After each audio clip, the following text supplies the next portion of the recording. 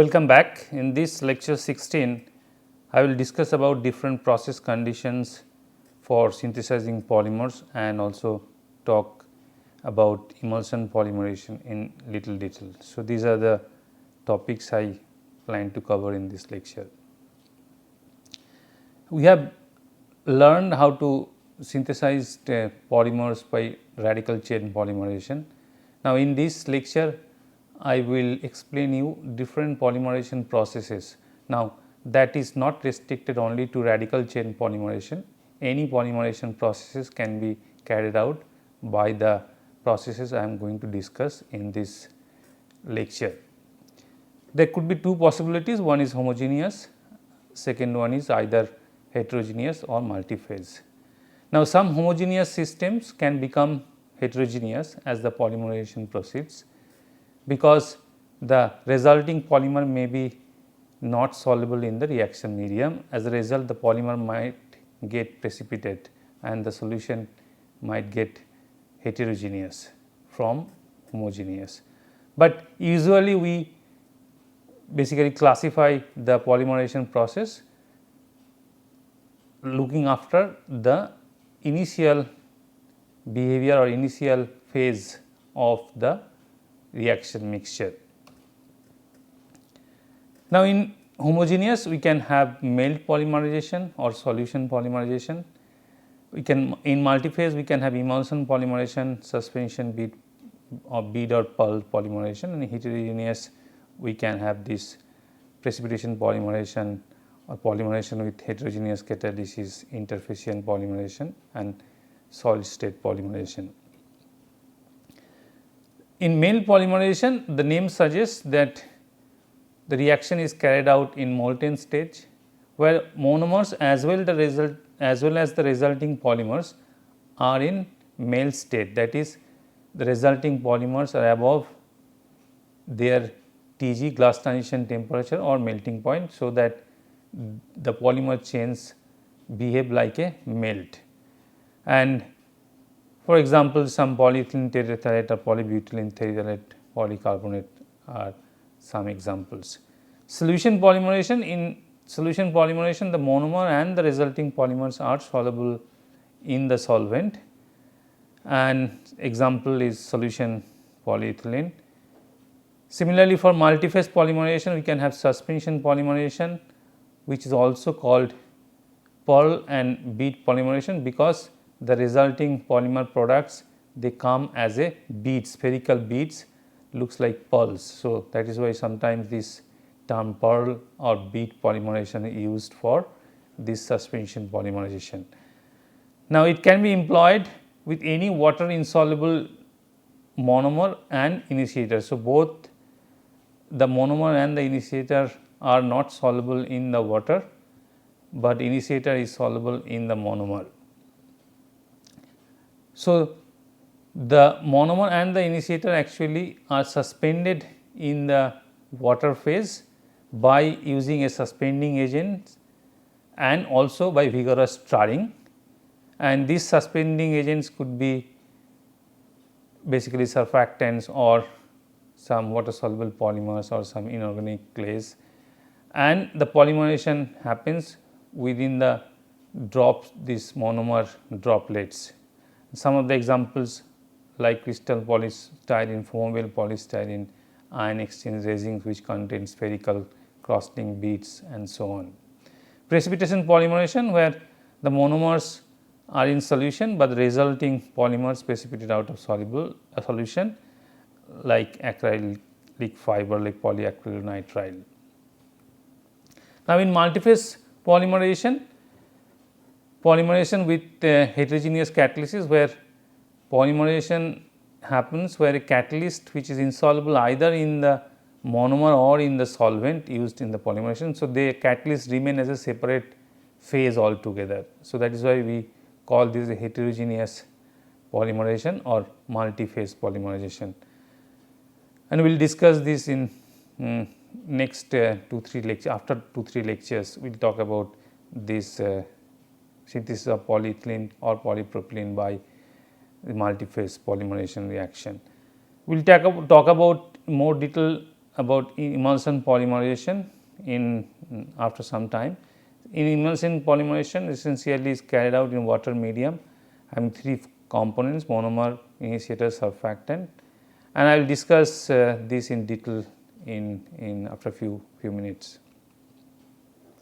Interfacial polymerization, this polymerization is utilized for synthesizing step growth polymerization at lower temperature. Remember, we discussed step growth polymerization, and usually step growth polymers are synthesized at higher temperature because the rate of reactions are generally very high and we need very high conversion to achieve a meaningful molecular weight for step growth polymers. But to avoid high temperature during polymerization, it can be done using interfacial polymerization, where polymerization of the two reactants is carried out at the interface between two liquid phases. So, basically in case of say for example, polycarbonate, we have a aqueous phase and a methylene chloride or organic phase, and basically in the interface the reaction happen, and because we start the reaction at a very high speed. So, basically there are continuous generation of large surface area, interface area. So, that is the reason reaction become much faster. For example, bisphenol A polycarbonate. Solid state polymerization, where process within which the chain growth reaction occurs predominantly in the solid state and the amorphous region of the polymer, and the reactive end groups are concentrated in the amorphous region and are excluded from the crystallite. So, basically there is a chain growth happening, and the other side of the chain where the active chain end not present, that belong to crystallites, and the chain end actually becomes part of the amorphous region. Hence, the reaction happen in the amorphous region, and this is how solid state polymerization happen, and some examples are bottle grade polyethylene terephthalate, high molecular weight polybutylene terephthalate, high molecular weight polyamides, and so on. So, we are discussing about general processes. Now, I will talk about the common processes which are used for free radical polymerization, and these are similar to what I discussed in last 5 minutes. So, basically when only monomer, no solvents present, bulk polymerization. So, initiator also gets soluble in the monomer. In a solvent, we call solution polymerization. When the monomers are dispersed in aqueous phase, we have suspension polymerization, and the produced polymers are dispersed in organic solvent, we have dispersion polymerization, and in emulsion we will have emulsion polymerization. I will just discuss each of these the benefits and or advantages and disadvantages of these 4 processes briefly, and then go in detail, slightly detail about the emulsion polymerization, because this is the one of the most important industrial process of making polymers by free radical polymerization. So, we go to bulk polymerization.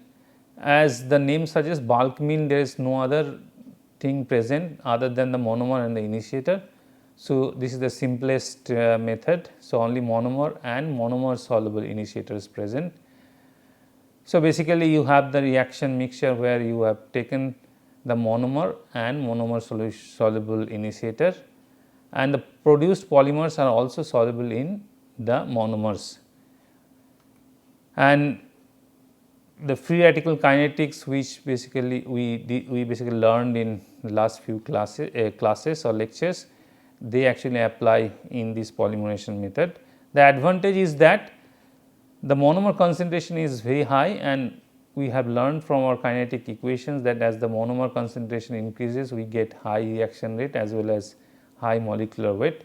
So, in this case rate of polymerization is high as well as the molecular weight produced, and because there is no other ingredient other than monomer and initiator, the produced polymers are of high purity, minimum contamination of products. So, this can be used as a optical grade, where basically where the applications are deals with light so that though where the presence of even very small amount of impurity is also very detrimental. Now, as the monomer concentration is very high in this case, there will be obviously some dissociation disadvantage associated with this process, and the disadvantages are that viscosity becomes high even at low concentration because we do not have any solvent, monomers are present. So, viscosity becomes very high and starting becomes difficult, and as a result processing also become difficult. High reaction rate, as a result we know the reactions, polymerization reaction are exothermic in nature. As a result, heat generation happens at higher rate, and unless we have a very nice or very effective way of removing the generated heat from the reaction mixture, this will basically the heat generation will accumulate and it will generate high temperature locally, and we get those complication like gel effect or Thomson effect as we discussed in the last lecture. And as the viscosity goes up, the diffusion, the polymerization becomes diffusion control, as we discussed in the last class, that the long chain propagating radicals cannot diffuse at a high rate to come close to each other and terminate the chain. So, basically as a result the termination becomes lower and we get gel effect. And as the temperature increases locally, degradation may happen, and as a result coloration rather than discoloration may happen, and branching, cross-linking may also happen as we discussed in the last lecture, and as a result the dispersity or the polydispersity index value also goes up in these cases. So, in practically what is done in the industrial processes where the conversion is kept at a low value and the polymer products are taken out of the reaction mixture, and then the reaction process gets restarted. So, basically we take out the produced polymer in batches from the reaction, so that we do not go to that conversion level where the viscosity becomes high and there is a gel effect associated with that. This process is used for styrene methacrylate, vinyl chloride, etc. Now, solution polymerization, in this case monomer, solvent and soluble initiator, solvent soluble in true sense. So, basically we dissolve the monomer and the initiator in the solvent, and free radical kinetics apply, and the produced polymers are also soluble in solvent. And because we are doing the reaction in the solvent, there are advantages like the viscosity buildup we talked about for bulk polymerization does not happen here. So, solvent act as a diluent and also act as a basically help in removal of the heat of polymerization, and solvent reduces the viscosity, making stirring easier, and thermal control is easier than bulk as I discussed now. But the disadvantage is because we are using solvent, and solvent comes with itself several disadvantages, like it is most cases it is if this is organic solvent, there is a problem of environmental problem, hazard problem, you have to recycle the solvent and basically reuse the solvent, preferably cost involved. But because the concentration of monomer is low as compared to bulk, then the rate of polymerization and molecular weight is lower, as we know from our kinetics of radical chain polymerization. And one important thing, that chain transfer to the solvent may happen, and as a result the molecular weight may come down, and sometimes it is difficult to remove the solvent from final polymer product, and which basically causes further degradation of the bulk properties, because if you have not pure polymer, we have solvent traps, then it basically gives a degradation of the property, bulk property of the resulting material. And of course, as I discussed, that you need to recycle the solvent and recover the solvent as much as possible, and because we are using solvent, especially if you are using organic solvent, then environmental pollution due to the solvent release happen, and these are used for some low molecular ethylene, acrylonitrile and vinyl acetate, etc. We come to the heterogeneous polymerization, suspension polymerization, in this case monomer and monomer soluble initiator, water and dispersion. So, basically this is like a bulk polymer, but we are, instead of having the entire reaction container as a bulk, we are going to do the reaction in small droplets basically, so that there are numerous reactors or the reaction containers which are dispersed through in aqueous medium. So, the kinetics would be similar as bulk polymer, and initially the initiator is dissolved in the monomer and then they are added to a preheated dispersing medium which is water medium, and vigorous stirring actually convert this monomer containing initiator, monomer plus initiator, into small droplet size about microns, 100 to 500 microns, and there are dispersant like surfactant or water soluble polymer or some inorganic compounds which basically stabilize this suspension, and this is aided by vigorous stirring.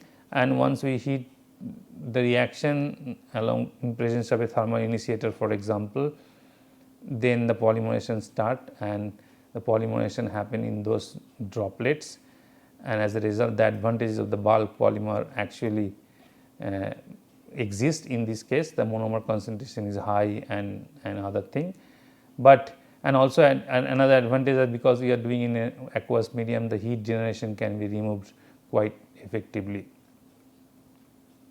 So, these are the advantage we said, that aqueous medium act as a diluent and aids in removal of heat of polymerization, high polymerization rate and high molecular weight, and the polymer produced as a bead, so taken out by filtration easily.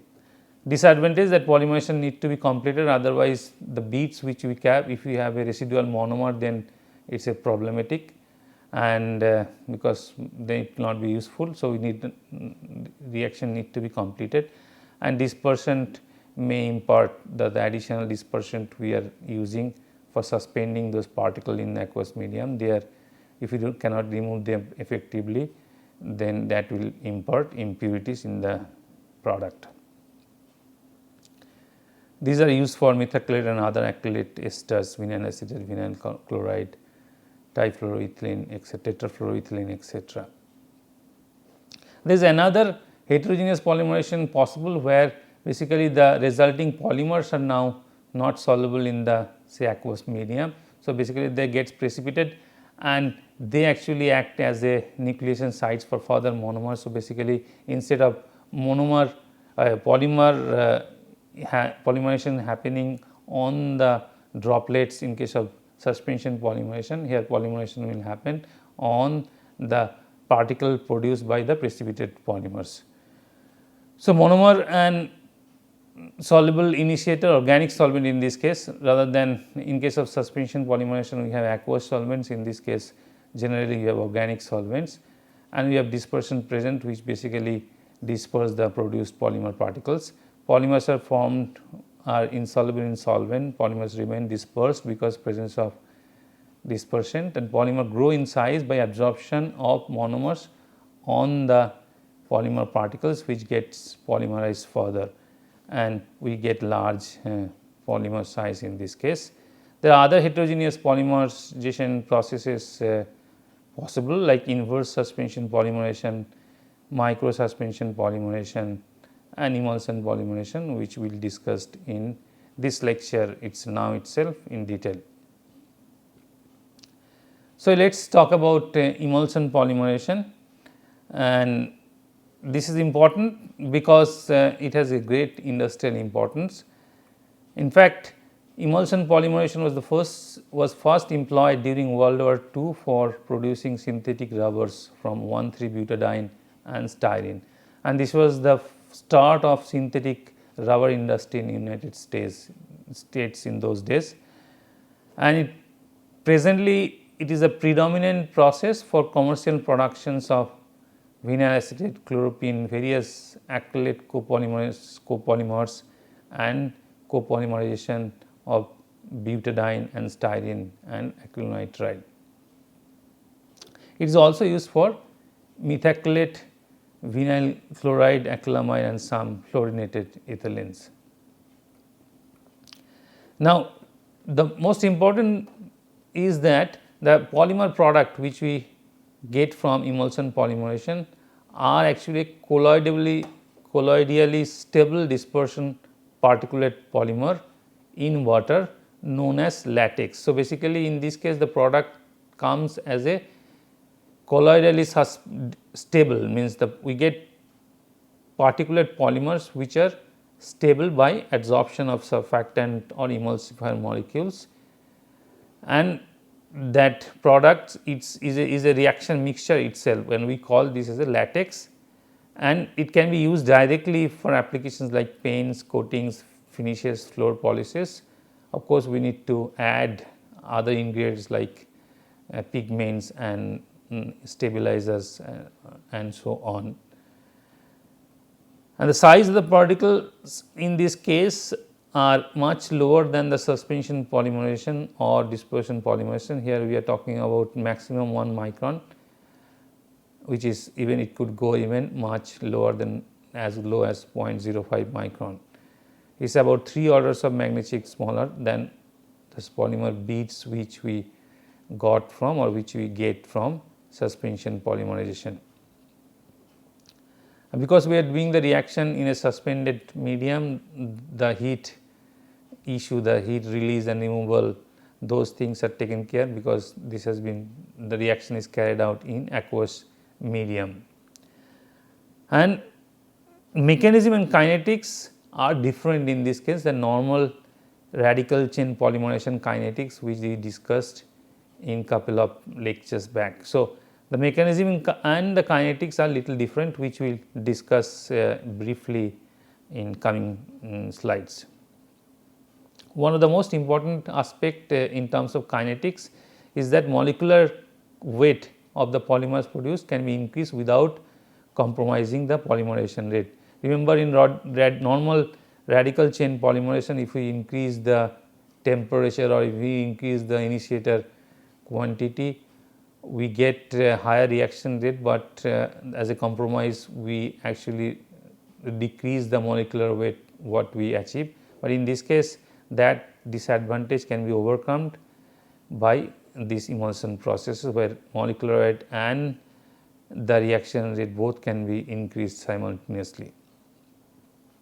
In a typical medium reaction mixture of emulsion polymerization, we have these ingredients. Of course, we have a dispersing medium which is water, and we have water insoluble monomer, or the solubility may be slightly, there should be always very slight solubility of the monomer in water, and typically the ratio of water and monomer is about 7.7:3 to 6:4 by weight. So, water is present in majority in a emulsion polymerization. Initiator, in case of bulk polymerization or suspension polymerization, remember we talked about the initiator is oil solubility or soluble in the monomer phase, but in this case we are talking about initiator is water soluble and insoluble in the organic monomer. So, basically we are talking about what oil insoluble initiator in this case. So, monomer is water insoluble and initiator is water soluble or oil insoluble, and we need emulsifiers which are nothing but surfactants. We basically help in dispersing the monomer droplets and the polymer particles which are basically gets produced during this emulsion polymerization. And emulsifiers are surfactants which are used high concentration, about 0.1 to 3 weight%, which is much higher than the critical micellar aggregation concentration, and the size of the micelles which get produced from the surfactants is about 2 to 10 nanometer, and in each micelle we have about 50 to 150 number of surfactants which we call aggregation number. And typical anionic surfactants are used, which are like salt or fatty acids, sulfates or sulfonates.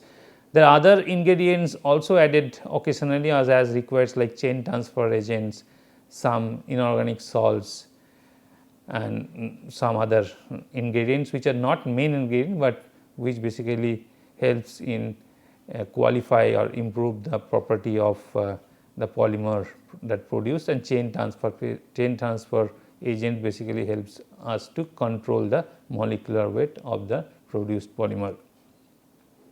So, these are example of some recipe of emulsion polymerization like styrene butadiene copolymer. This is just a number, you do not need to remember, this is just example about this. So, we have this emulsifier surfactant sodium dodecyl sulphate, and this is the initiator potassium persulfate which is water soluble, and this dodecan thiol is the chain transfer agent in this case. And this is another example of polyacrylate latex, where again we have in this case we have a divinyl benzene which is a cross linker. So, basically the resulting polymer particles will be cross linked, and we have this dispersant or surfactant, and this is the water soluble initiator. Now, before we go to the mechanism of emulsion polymerization, just briefly revisit or remind you what is surfactant micelle. Surfactants are surface active agents which consist of a both hydrophilic and hydrophobic part. In this cartoon, this sphere which is the head group are generally represented as the hydrophilic group, and the tail is long chain tail is the hydrophobic group. So, when you add these surfactants, they basically get soluble in water medium to some extent, and because of their surface active they move into surface and they actually arrange such way that the hydrophobic tail part is in the air phase and the hydrophilic head is touching the surface of aqueous phase. Now, as we increase the concentration of surfactant in aqueous medium, more and more surfactant goes to the surface. As a result, the surface tension comes down because more and more water molecules are replaced by surfactant molecule, and after some time when there is no space in the interface or the surface, basically they actually arrange such a way that the hydrophobic tails are inside away from water molecules and the hydrophilic heads are outside these spherical droplets in contact with water molecule, and this could be, these head groups could be charged as we have seen from dodecyl sulphate molecule, sodium dodecyl. If they are charged, they could be counter and associated with these as well, but I am not discussing those aspects in detail in this case. But as you can see that after some time these surfactant as we add more and more surfactant molecules, they form spherical micelle, and the concentration at which this happens we call critical micellar concentration. So, if we increase the surface concentration, more and more micelles gets generated without changing the surface tension value, and the good part is that these micelles can actually absorb or dissolve considerable quantities of water insoluble substances because the inside is hydrophobic in nature. So, basically it can dissolve the hydrophobic molecules. So, at start of emulsion polymerization the situation looks like this. Please pay your attention in this figure, because this is the base of emulsion polymerization. So, we have surfactants added.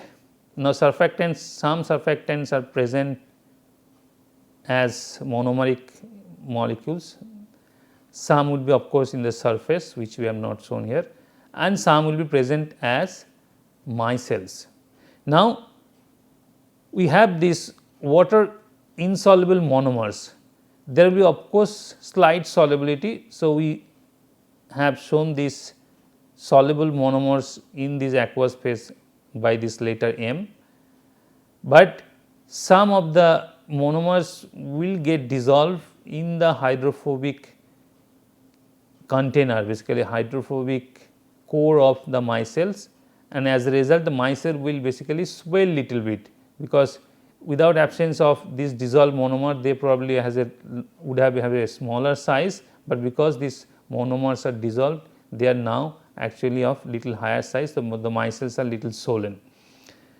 There are initiator molecules which are shown as I, which are basically soluble in water, and a large amount of monomer molecules are present at large droplet of size 1 to 100 microns, which are stabilized by this absorption of by these surfactant molecules. Now, this is just representative scheme. We are not showing the entire how many numbers of monomer droplet, how many number of monomers micelles are present, but these are the ingredients. So, at beginning of the emulsion polymerization, we have large monomer droplets which are stabilized by surfactant absorbed by the absorption of surfactant molecules. Size is typical 1 to 100 micron. We have micelles which basically dissolve swollen micelle by in which the monomers are dissolved in the core, hydrophobic core, and we have some surfactant molecules. We have some monomer dissolved in aqueous medium as well as the initiator molecules are soluble in water. Also, you must note that these are not static structure, the micelles are not static structure, they are in equilibrium with the surfactant, monomeric surfactant.